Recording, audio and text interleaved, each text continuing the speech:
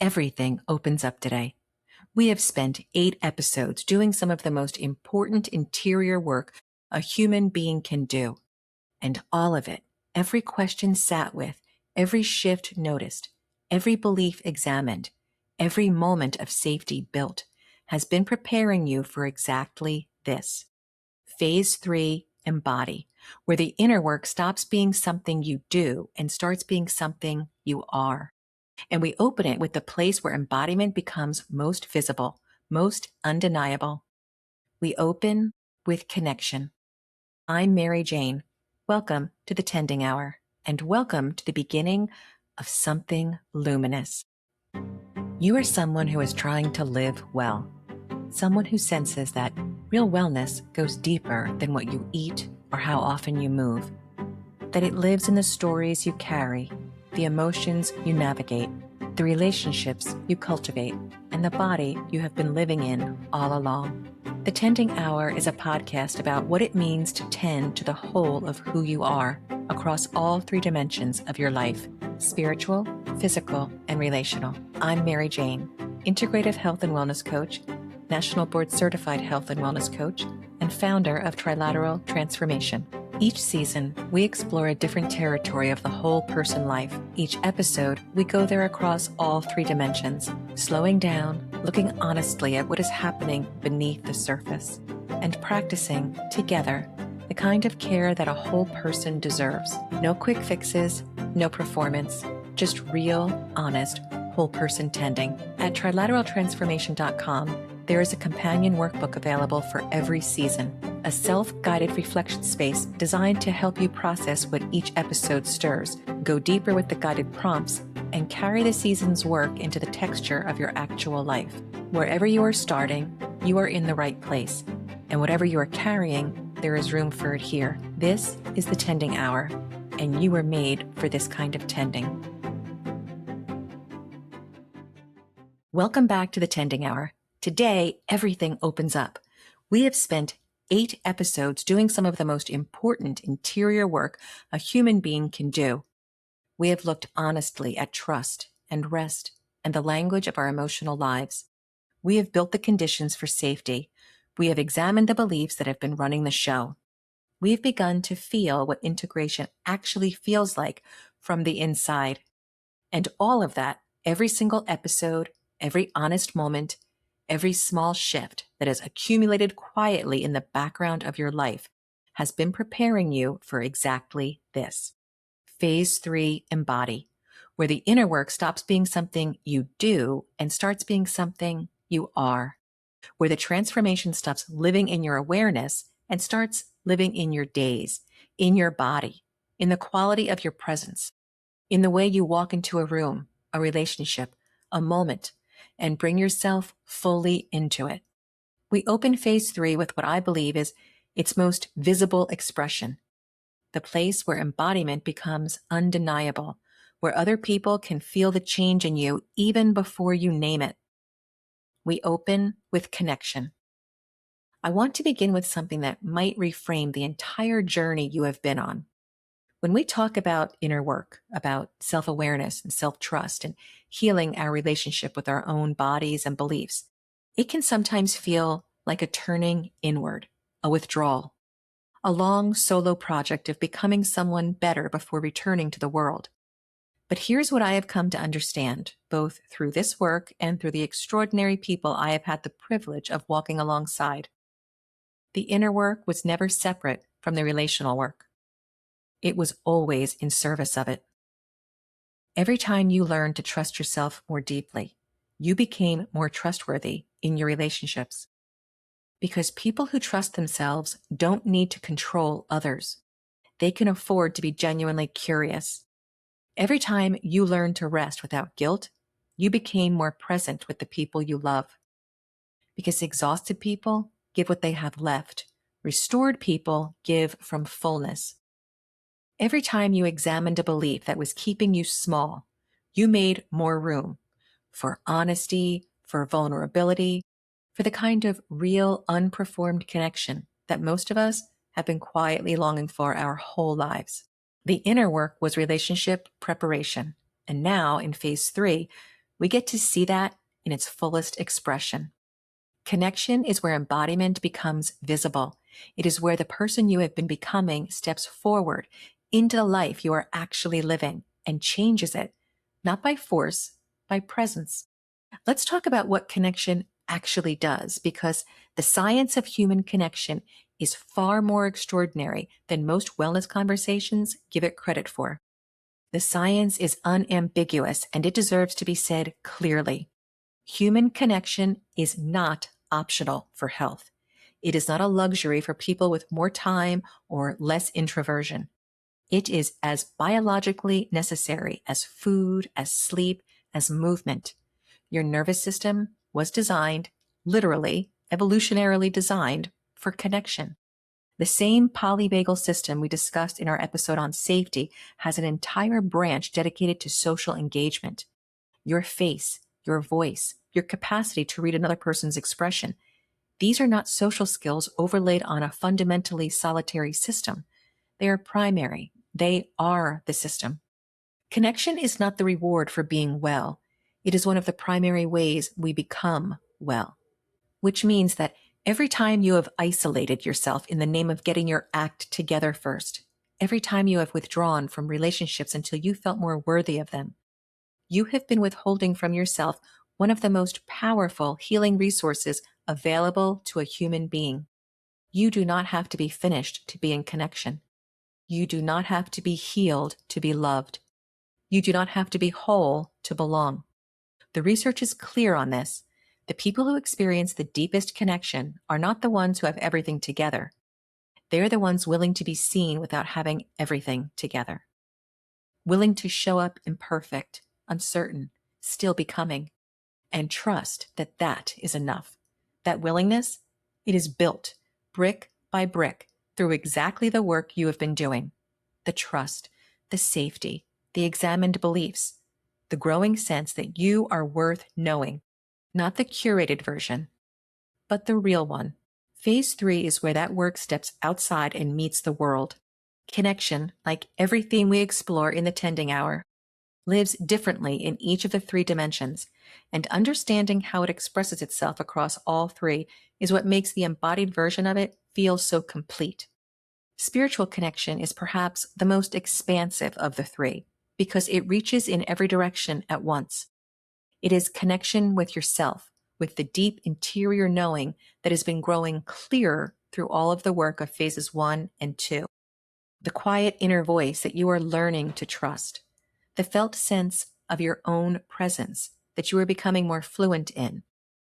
It is the connection with something larger than yourself, whatever that means in your particular inner world. The sacred, the mysterious, the sense of being part of something that continues beyond the edges of your own story.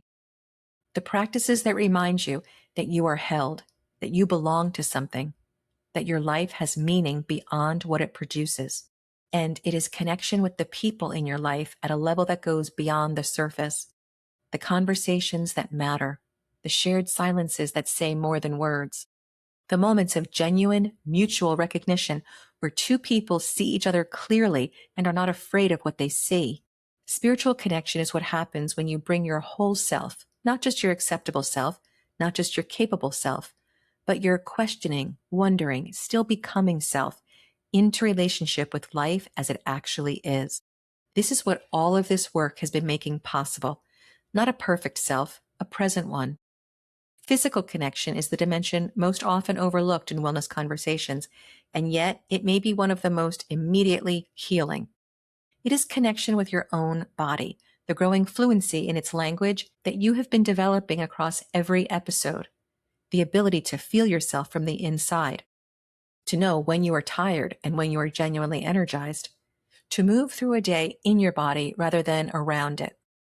It is also the physical experience of being in the presence of other bodies and what that does to your own nervous system. Co-regulation, the process by which a calm, present person helps to regulate another person's nervous system, is one of the most ancient and most powerful healing mechanisms we have. Simply being in the physical presence of someone who feels safe to you changes your biology, slows your heart rate, releases tension held in your muscles, reminds your nervous system at a cellular level that you are not alone. Physical connection also means moving with others, the particular joy of bodies in shared activity, walking with a friend, cooking for someone you love, the embodied rituals of togetherness that nourish not just the social dimension, but the physical one. An embodied person does not just connect emotionally or intellectually, they connect physically with their own body and with the bodies of the people they love. They bring their whole physical self into contact with the world, and the world responds. This is where everything converges. This is where the relational world, the third dimension of trilateral transformation, steps fully into the light. Embodied connection in your relational world looks like relationships that are chosen rather than defaulted into, where you are present for the texture of another person's life, not performing interest, but genuinely curious, where you allow yourself to need and to be needed without the transaction of it, without the scorecard, without the performance. It looks like the ability to distinguish between the relationships that restore you and the ones that deplete you, and to make conscious, compassionate choices about where you invest your relational energy. Not everyone who has been in your life is meant to be in your life at this level. Not every relationship is a restorative one. And one of the most profound acts of self-care available to you, one that becomes increasingly possible as you embody more of who you actually are, is the ability to be honest about that, to tend carefully to the connections that genuinely fill you, to release with gratitude and without guilt the ones that have run their course. Embodied relational connection also looks like community, the particular nourishment of belonging to something larger than your individual life, a group, a practice, a shared purpose, a gathering of people who are all trying in their own ways to live more fully and more honestly. This is the relational world at its most life-giving. And you, having done the inner work, having built the trust and safety and examined the beliefs that kept you at arm's length from the depth of connection you deserve, you are more available to it now than you have ever been. The practice I want to offer you today is what I call the Connection Audit. And it is an act of genuine honesty, not judgment, not comparison, but clear-eyed, compassionate seeing. Take a quiet moment with a journal if you have one, and bring to mind the significant connections in your life right now. The people, the communities, the relationships that occupy your relational world. For each one, ask 3 questions. First, after spending time with this person or in this community, do I genuinely feel more like myself or less? More energized or more depleted? This is not about whether the relationship is easy or difficult. Some of the most restorative connections involve real challenge. It is about the net effect on your sense of self. Second, am I able to be honest in this connection? Not about everything, not all at once, but is there room for my real experience? For what I actually think and feel and need? Or do I find myself editing, performing, or shrinking to fit what is expected of me? Third, what does this connection ask of me? And is what it asks something I can give from genuine willingness, or something I give from fear, obligation, or the old belief that my worth depends on what I provide to others? You do not have to do anything dramatic with what you discover. You do not have to end relationships or make declarations. You simply have to see clearly, because clarity, honest, compassionate clarity about where you are and what you need, is where every meaningful relational shift begins. And then, equally important, notice the connections that do restore you, the people in whose presence you feel most yourself. Let yourself feel grateful for them. Let yourself tend to those connections with the same intentionality you have been bringing to every other dimension of this work. In phase 3 of the Trilateral Transformation Program, Embody, we spend multiple weeks living inside the theme of connection. And what we explore across those weeks goes so much further than any single podcast episode can hold. We look at the specific relational patterns that have shaped your world. We practice the particular courage of showing up as yourself in the relationships that matter most. And we do all of it with the workbook as your companion, asking the questions that help you take what you are discovering here and make it real in your actual relational life. If today opened something, if you felt that particular spaciousness of phase 3 beginning and found yourself wanting to live inside it more fully, the program is that container. The link, as always, is in the show notes. I want to leave you with something today that I believe with my whole heart. You were made for connection, not in spite of your complexity, your history, your questions, your wounds, because of them.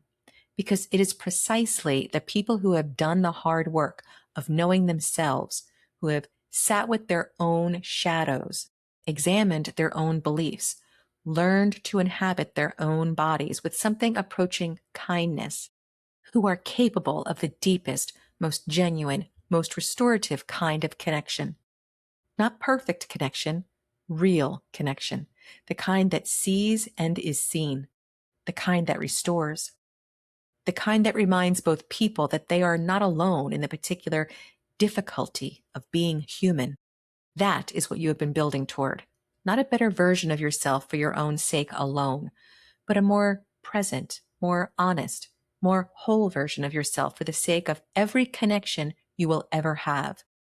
In our next episode, we continue in phase 3 with movement, not as exercise, not as discipline, but as one of the most joyful and honest expressions of embodiment available to us. I cannot wait. I'll see you then. Until next time, tend to all of you.